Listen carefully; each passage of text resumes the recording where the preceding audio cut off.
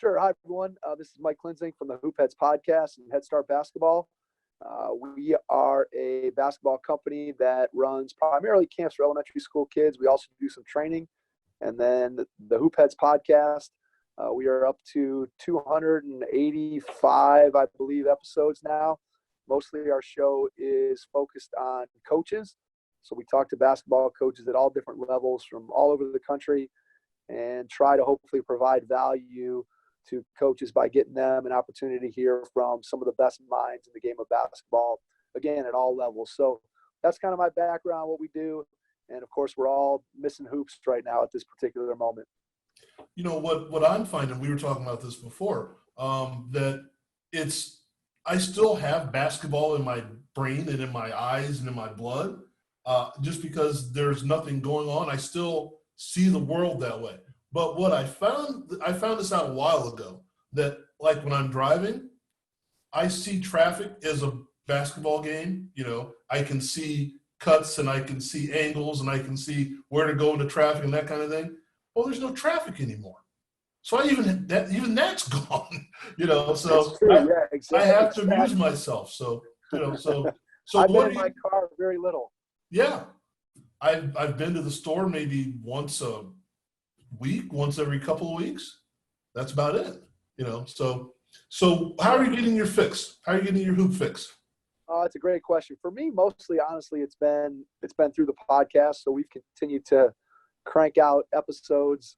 We usually do in a normal scenario, we do usually 2 interviews a week and then put those out. And then we also do one NBA podcast, which has been a little bit more, I don't even know if challenging, but just different. So we haven't been able to talk about, obviously, the games that are being played. So instead, we've just sort of talked about things like the other day we did our top favorite player from every NBA team. So historically, who was our favorite player from every franchise? So we're trying to come up with some gimmicks and things that are fun just to talk about. But mostly my basketball fix has been through the podcast. And because everybody has more time, because none of us are at practice, none of us are going to workouts, none of us are doing those things, we've actually had quite a few more people. So I've been doing some daytime interviews, which is things we normally don't do. So I probably have actually a bigger backlog of interviews than I've ever had, simply because I have more time and the people that we're interviewing have more time. So there's been that. And then I've been working a little bit with my son just out in the driveway, who's in 8th grade. So getting that sort of on the court fix out on the cement driveway with the home basket, as opposed to if all this had not occurred, I'd be coaching 3 AAU teams with my kids and chasing around and going to practice and all those things. So it's been more of a virtual basketball experience through the podcast, and then a little bit of hands-on with my son out on the driveway. So now that you're getting a chance to do some more interviews, who have you connected with that maybe you either couldn't have or through an interview actually went, that's pretty cool? It's a great question. So one of the things that I don't know if you were able to see it or any of the listeners have been able to see it, but the virtual coaches clinic that went on, that was put on by Layson Perkins and Lee Allen Klein online. So there was, I think over the course of time, they had about 200 different coaches that spoke about all different topics. And I was fortunate enough to be able to go on, and I actually did a little webinar on running a quality youth basketball camp as a part of that. But I sat through a bunch of those and watched a ton of them.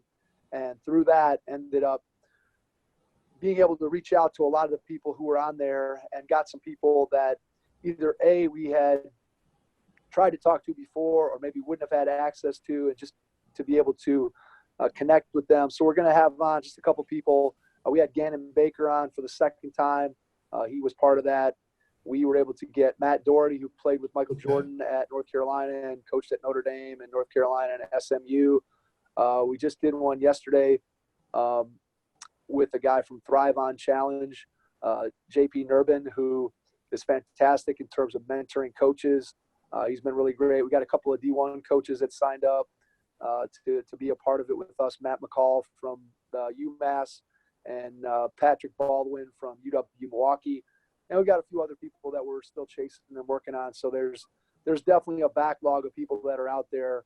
And one of the other things that I found from watching that virtual coaches clinic, and I think I already knew that from the podcast, but I think the clinic reached an even greater audience than what our podcast reaches, is that you don't have to be a big name in order to be able to have a ton of knowledge to share with Right. coaches. And so there were a lot of those clinics that I watched with high school coaches, and it's the same way with the podcast. And some of these high school coaches are just amazing in terms of their basketball knowledge and the things that they bring to the table. So it's been really fun to be able to talk to people, again, from all levels of the game, from a guy like Matt Doherty who's had success at the highest levels, and then you go down and you're talking to a high school coach or somebody who's a mentor of coaches. And to me, those are the exciting conversations, just getting a chance to dig in and pick those people's brains about what's made them successful and how they've seen coaches in the profession have success. Well, as a former coach, one of the things that I found interesting was going to the Ohio High School Coaches Association clinic in Columbus, Ohio. And they would have, here's Stad Mata and here's, we had Gino Oriema one year, and, it's like, oh, they've got all these great ideas, and then they're going to put on this clinic and they're going to show all these things. And you look and you go, they've got 27 coaches and 15 managers out there. I have no idea how to do this drill where I'm at. And then they bring just some guy, he coaches over here in the middle of nowhere. Okay. And he did a drill and I can use that. And yeah, then so he true. would talk and it was relatable. Yeah, it's so true. I think one of the things that what I found, both in terms of the response that we get to the podcast and just my own individual conversations with people, is that I'm looking for something that is immediately actionable that I can take away as a coach. So if I'm listening to a podcast or I'm going to watch a clinic, like I like hearing the stories, and the stories I think are an important part of getting to know the person that, you're interviewing or that you're watching. But I think ultimately you also want to be able to get some takeaways of things that you can say, boy, that's something that I could go back and implement with my team right away. And so when I'm at a clinic, that's some of the things I'm looking for. Can I pick up an out of bounds play? Can I pick up a drill? Can I pick up some language that I can use immediately with my team or in my own personal circumstance? And so I think when it comes to that, certainly the big name guys have great stories because we're more familiar with their players and with the tournaments that they play in and just their overall, again, they're just a bigger name.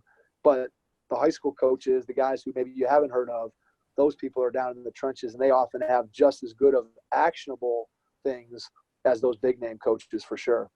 Well, one of the things that I've also found is that, for example, if you're, say, an 8th grade coach and you've got 3 other 8th grades around you and they've all been to the same thing and done the same thing, the same clinic, the same manuals, whatever, you see them in a set and you go, well, I know what they're going to do there. That's from the same clinic we're at. But if you talk to different people and get more ideas, under outs and side outs are always fantastic things to go through my mind, because you can do the same thing from different sets. You can do different sets and come up with different things. You can do different things from different set or from the same set.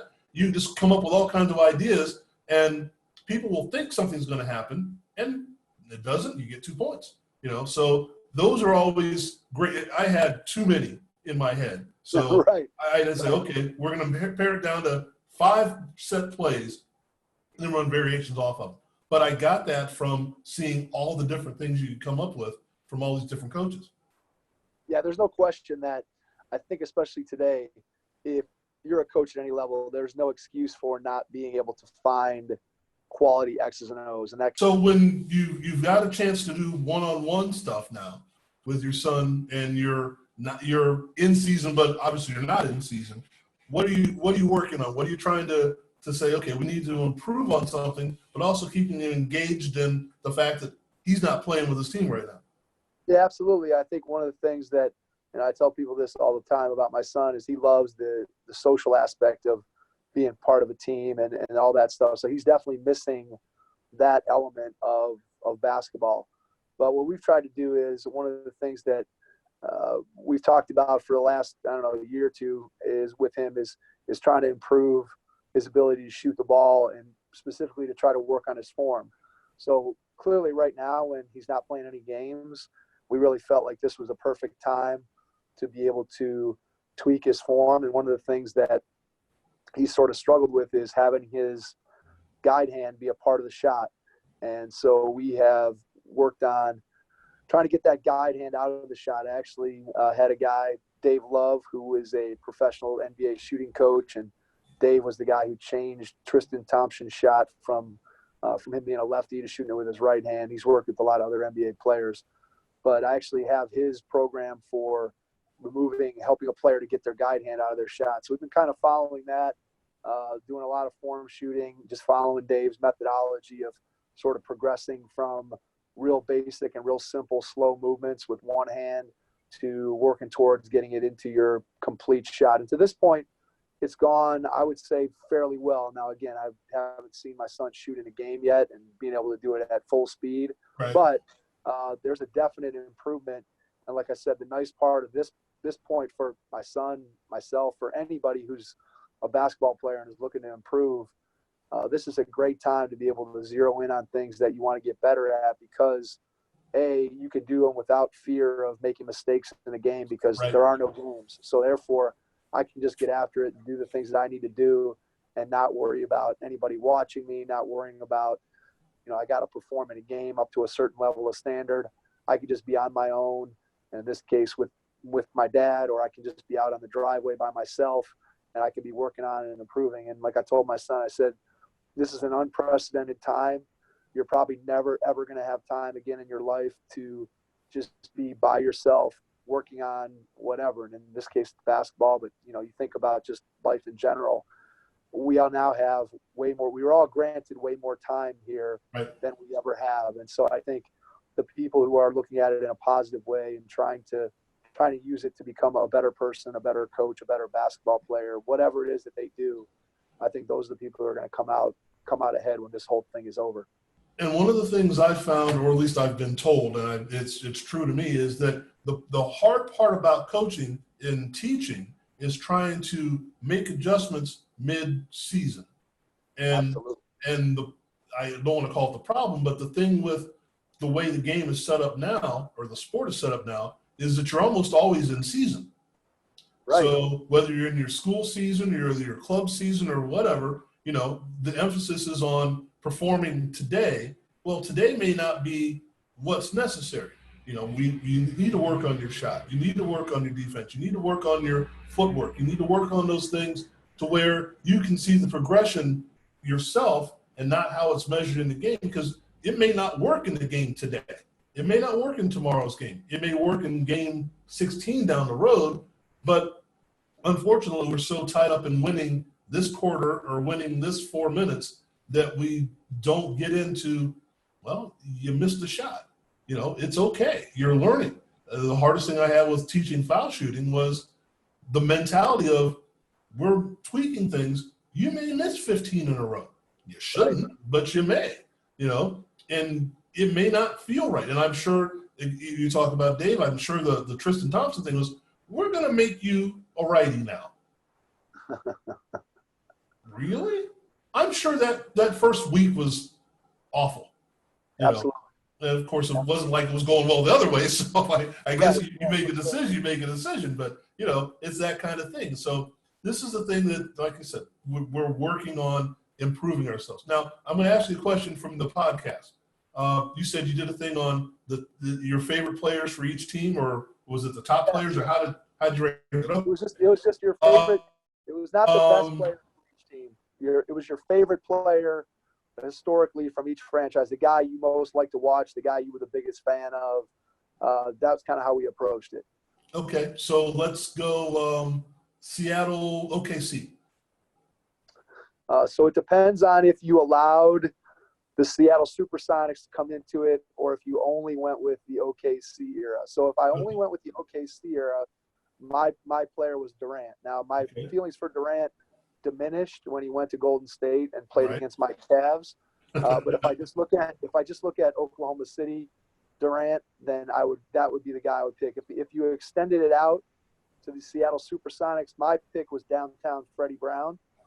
I was very young. I was probably about 8, 9, 10 years old, but just that there's never been a better nickname than downtown Freddie Brown. So I was a big fan of his. And then my partner, Jason, his guy from the Sonics era was Sean Kemp. So, which is certainly fair. And Sean Kemp, obviously in his Seattle days, was a high flyer and a guy that everybody loved to watch play. Okay, I would have gone Jack Sikma.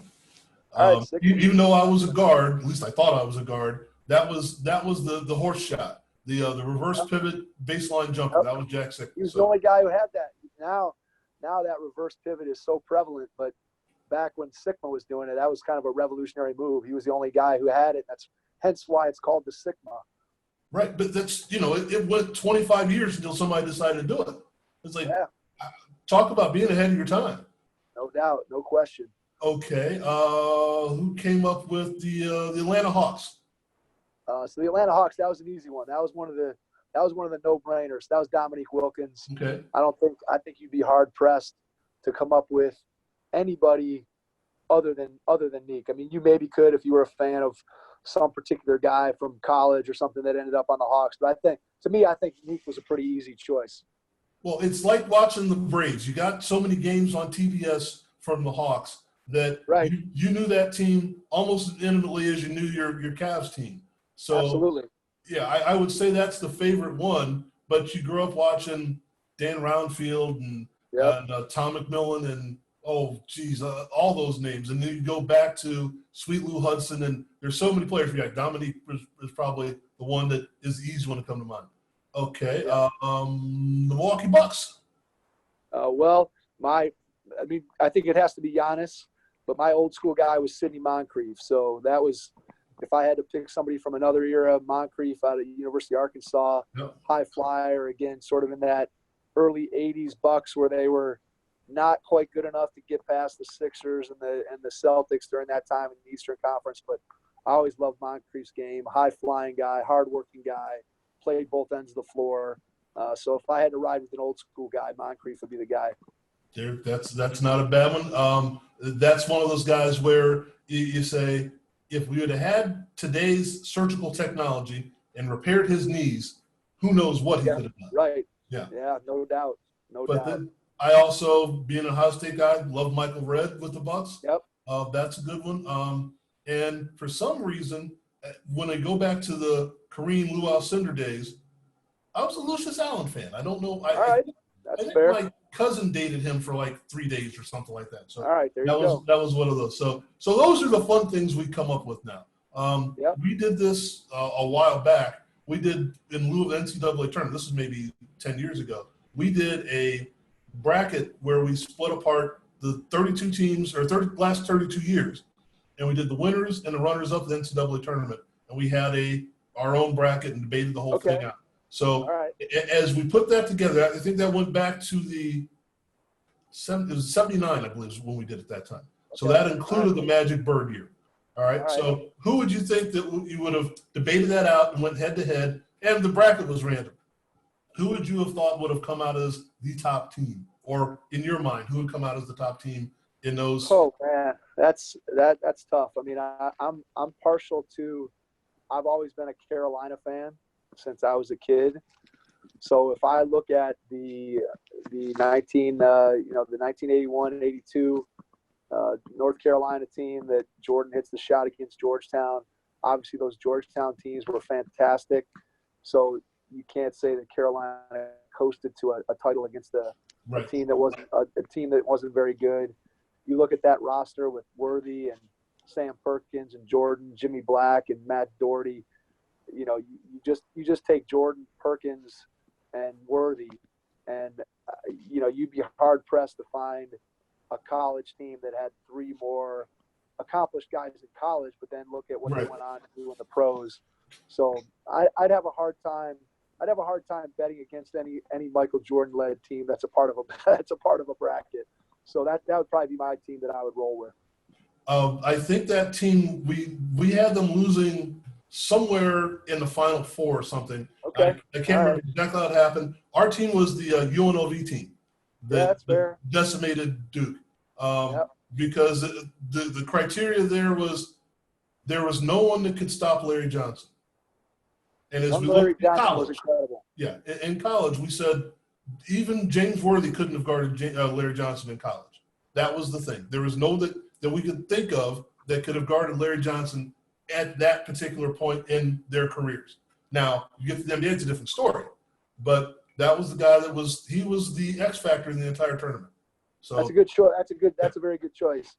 You throw Stacey Ogman's defense in there, and Obviously, Greg Anthony had a long NBA career, and just I'm sure that team's margin of victory over the course of the tournament probably ranked pretty high all time in terms of not many teams that have won the final game by 30. So that certainly adds to your margin of victory for sure.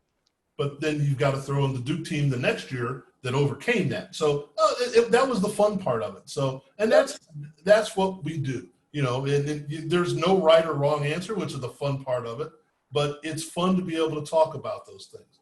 And now we have time. We have time to talk about them because there isn't any current events to talk about. Right. So it's nice to go back historically and look at that stuff for sure. And I got this one I think you'll like. This is a little weird. I had a neat perspective on things. Yesterday, I still haven't actually been able to put the whole show together yet. I talked with Eric Davis. And Eric Davis was the captain of Phi Slamma Jamma, which I know the name and I remember him playing, but it didn't kind of, you're thinking Drexler, Olajuwon, Michael, and you don't think about other people. And he's going to see this and be mad at me. But great guy. And we were talking more about life after basketball than basketball. But he mentioned a few things to me that I just went, wow, an insider's point of view on a few things. And one thing that he said that just blew me away. He said, I played against Jordan. I played against Worthy. I played against this guy. And he's just, you mentioned Sidney Moncrief, Darrell Walker, the guys at Arkansas. He said, I played against the triplets. I played against these guys. I played against guys he's from Chicago. I played against Cassie Russell growing up. I mean, I played against all these guys. And then I've got Drexler and Olajuwon on my team. These guys were, the best of the best. He said the best basketball player he ever saw that ever played against or played with was Benny Anders. I remember I was going to say, so the other guys from that team that people don't remember, Benny Anders was incredible dunker, just an incredible athlete. And then they had a white kid, Reed Geddes, and then they had their point guard was Alvin Franklin. Right. And I love that team. One of the things I loved about them, and I don't know if you asked them about this, was they were the first, and I don't know if only, but they all had their first names on the back of their jerseys. Right, yeah. So that was one of those.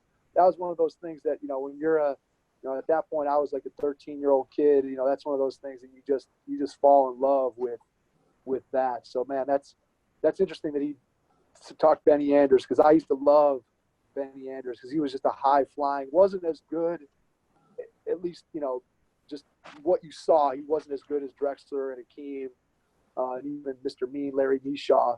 But man, Benny Anders was I just remember him as a high flyer, dunking all over the place. Well, and what he mentioned was, he was as good as those guys and then better. He said, there was a practice where, the thing was, he said Benny wasn't always engaged in what was going on.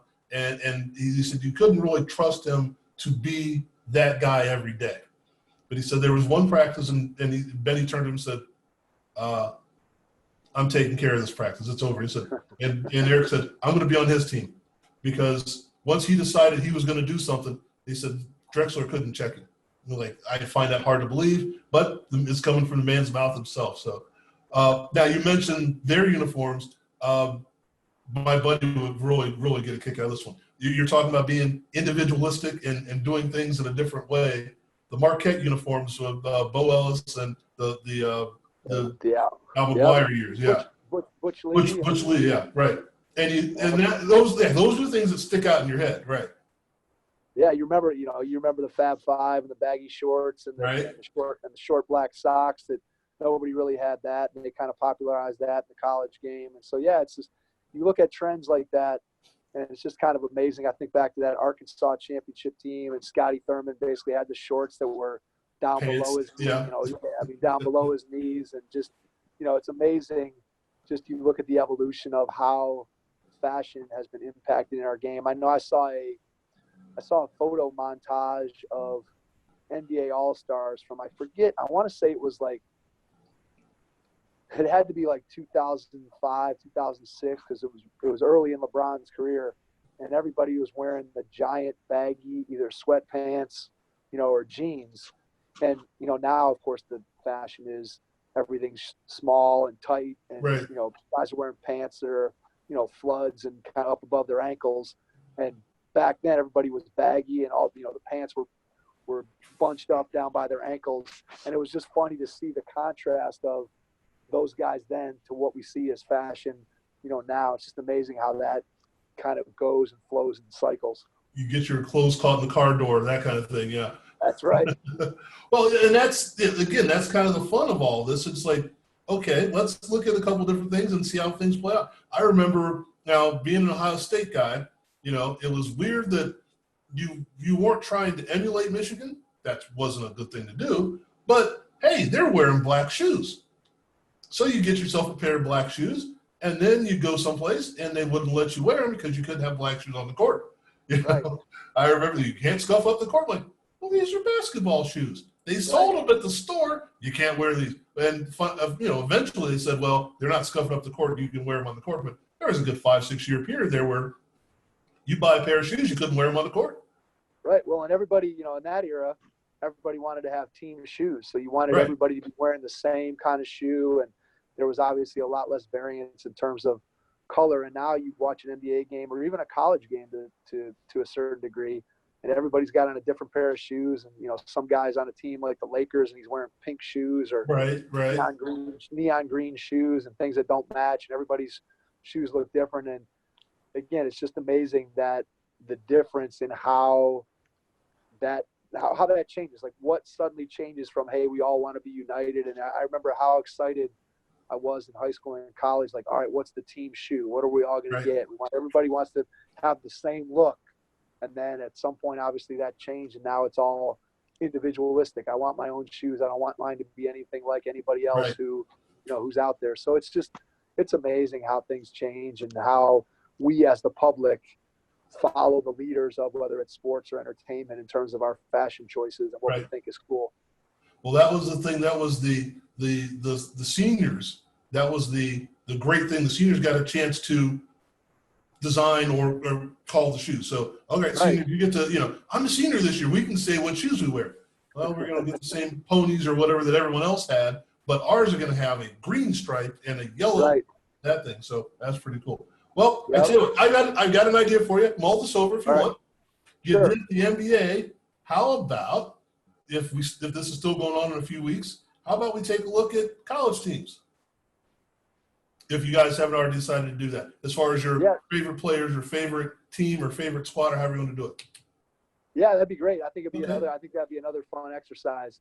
One of the things that and especially when we look historically, my college basketball fandom has let's put it this way. My knowledge of college basketball in the last, I would say, 5 to 10 years has probably fallen off tremendously from where it was to the era before that. Like, obviously, you and I talked about Phi Slamma Jamma, and we talked about historically those teams, and those are things that I remember. Now, if you were to ask me about the tournament in the last 5 years, I'd have a lot less quality opinions. But if you ask me to go back historically and pick out my favorite player from every ACC school or every Big Ten school, that would be easy. If you ask me to pick my favorite player from each team in the Big Ten or the ACC this year, you'd probably get a lot of blank stares from me. Right. Yeah. Well, I call it old man sports syndrome, and the thing is that you have more and more going on, and you follow things not necessarily less, but they don't stick as much because, like I said, you've got AAU stuff. You've got this stuff going on. You've got that stuff going on. Back when I was in my early 20s or my teens, go cut the grass. But I want to go watch this, You need to shovel the snow. But I don't get to see Temple play on TV every day, that kind of thing. So absolutely. And I think with college basketball too, the other thing is, because I think in the era that I grew up as a child, players for the most part stayed at a minimum. They stayed there 3 years. And so you got to know those kids, you got to see and think about those teams. So you think about Georgetown, you say those were the Patrick Ewing teams. And it wasn't Patrick Ewing was there for one season and then he's gone. You got to know Ewing over the course of his time. Or Ralph Sampson stays 4 years at Virginia, and you become a fan of him, and you get to watch him and his teammates grow and progress and try to win a title. Whereas now, the best guys are there for one season, and then they're gone. And so it's harder to develop a bond. It's harder to develop an affinity for any particular player or team because there's so much turnover in terms of who the best players are in the teams. And again, not that there aren't other good players on those teams, but when you think of Ralph Sampson's Virginia teams, you don't think of Othello Wilson or Rick Carlisle. You think of Sampson. And if Sampson had only been there for 1 year, you wouldn't have felt it in the same way. So, well, part of that is I disagree with a little bit of that, because when I think of Ralph Sampson's Virginia teams, I do think of Othello Wilson and Ricky Stokes and Rick Carlisle and Jeff Lamp and all those guys, because I saw them there. So not only because I saw Ralph Sampson enough, that I saw the other guys as well. And then before before them, and then after that, you've got Olden Polynice. I mean, because now you're following the team, you're following the program.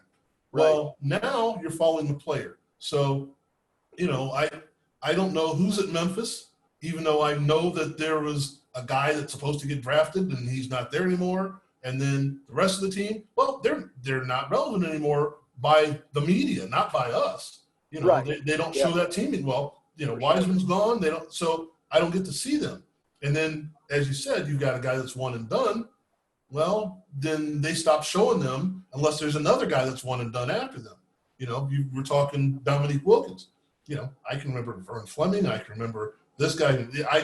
That's part of what that team was, because they were on the team with Dominique Wilkins. So yeah, the more familiar you become with any team or any player, the more you tend to become a fan. If I only watch a guy for one season, I tend not to remember. I tend not to become as big of a fan or be as invested in that team as I am when I see them all the time.